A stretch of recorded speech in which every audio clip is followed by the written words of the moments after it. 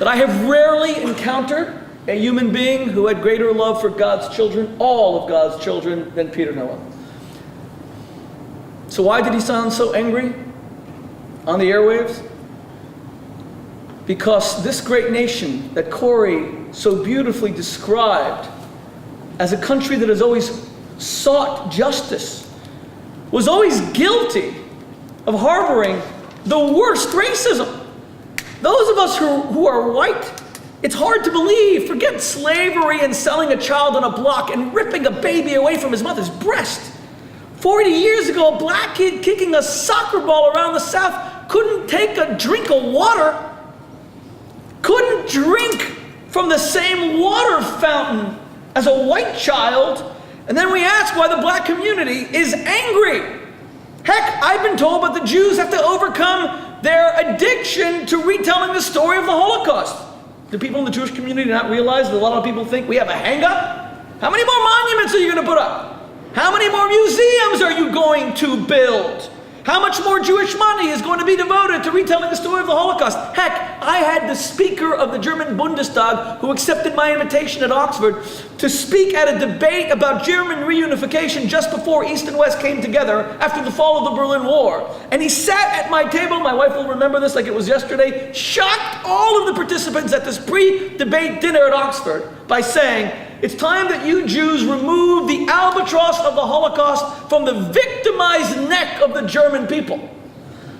And I turned to him very calmly and I said to him, "Sir, when you gas 1 million children, when you kill 6 million innocent people whose only crime is to have an adjective that begins with the word J and ends with EW, you can't expect us just to forget about it and say, you must have been in a bad mood those 4 years. We can overlook it."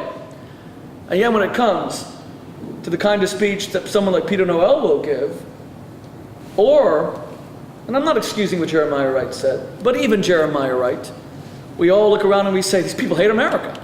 Well, as I discovered on WRL, the black experience in America was probably different to the white experience.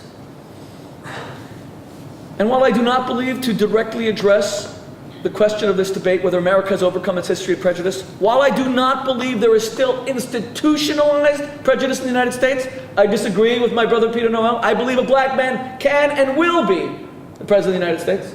And if it's not Barack Obama, I personally believe that that man is sitting in our shul tonight with us.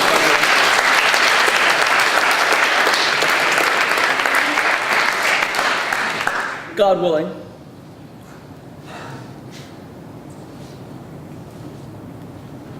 While I do not believe there is institutionalized racism, while I agree with my sister Lisa Oz that there is a great deal of sexism, and I still believe that a woman can be the President of the United States, I do not believe for a moment that we have overcome our personal legacy of prejudice, our simple inability to look at another human being who is different to us and to see an equal child of God, because that is what prejudice truly is. It's to look at someone who's different and not to see an equal child of God. My daughter and I had a very interesting conversation recently. Very proud of my kids. They're good kids. They've been exposed to a home where people very different to them have had Shabbos dinner with them throughout their lives. And they have been raised amidst whatever shortcomings their father has to look at every human being as their brother and their sister. So when my daughter, who is of marriageable age, wanted to date a very fine young religious man, and who I met and with whom I was very impressed, when he suddenly told me that he lived in a neighborhood where which was crime infested because there were some Schwarzes, my heart broke. Because I really thought he might have been a fine young man for my daughter to date and maybe go well beyond it. And I couldn't overcome it. We are religious Jews. We use the word Schwarza? You mean the nation that gave the world that seminal concept that there is only one God and He created every single human being in His image, that every man, short or tall, short men included, that every woman, fat or thin, that every child, white or black, is an equal child of God who is invested with infinite value and is the object of God's infinite love. That we Jews could continue to use the word Schwarze, and that religious Jews who look like me, and let me not disassociate myself from my Orthodox Jewish brethren. I am an Orthodox Jew, and passionately so, and I would die before I gave it up. But the idea that my religious brothers and sisters would use the term Schwarze, that we who grew up in Crown Heights, and I love Lubavitch, and I am Lubavitch, and it is my identity, it is who I am. Amidst whatever some differences I've had with the Lubavitch community, my children only have Lubavitch names in this community with which I identify. But the fact that we can walk the streets of Crown Heights and see a black man or woman walking right up that street and not see a brother or sister because they're not Jewish or religious or because we feel that we have nothing in common with them, my friends, is not prejudice. And it is not racism. It is an abomination of all of our religious beliefs. Because the very first great concept that the Bible even offers is that we are all created in the image of God. I did not ask Cory Booker to be president of Our L'chaim Society at Oxford because I'm an enlightened liberal. And I did not become Peter Noel's brother because I have a soft heart and I believe in infinite compassion for those who are different to me.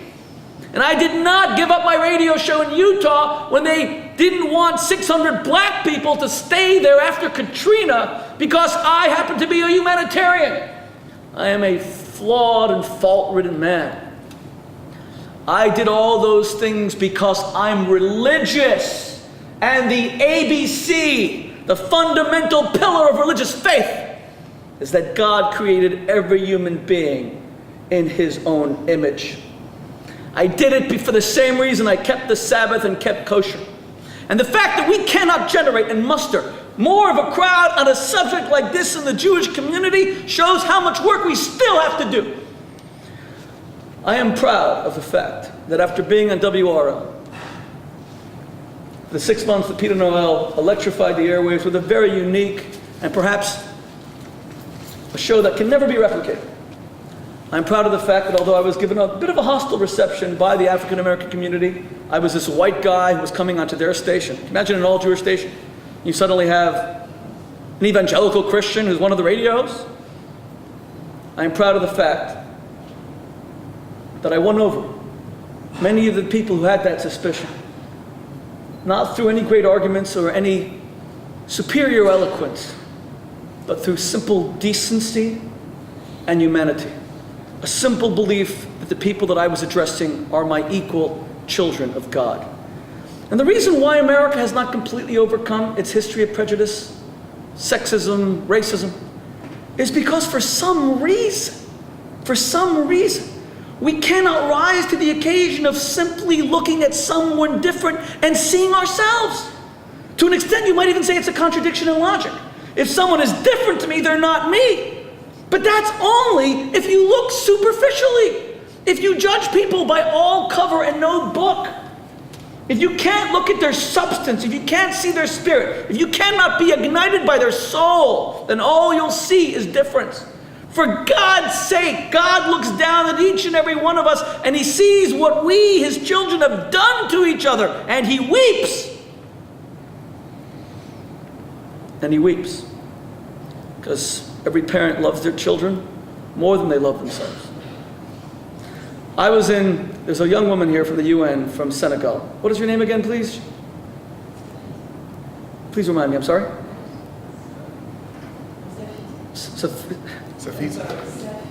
Safitu. We met before the debate, and thank you very much for coming. And I was telling Safitu a story. My wife and I went to Dakar, Senegal. Sub-Saharan Africa, a poor country. A developed country, but a country with significant economic challenges. I was telling Safitu tonight that one of the things that most struck me were the number of billboards there advertising skin bleach. For the black women, and by the way, the women in Senegal are beautiful. They're tall and statuesque and... Skin bleach? You mean we've exported this stuff?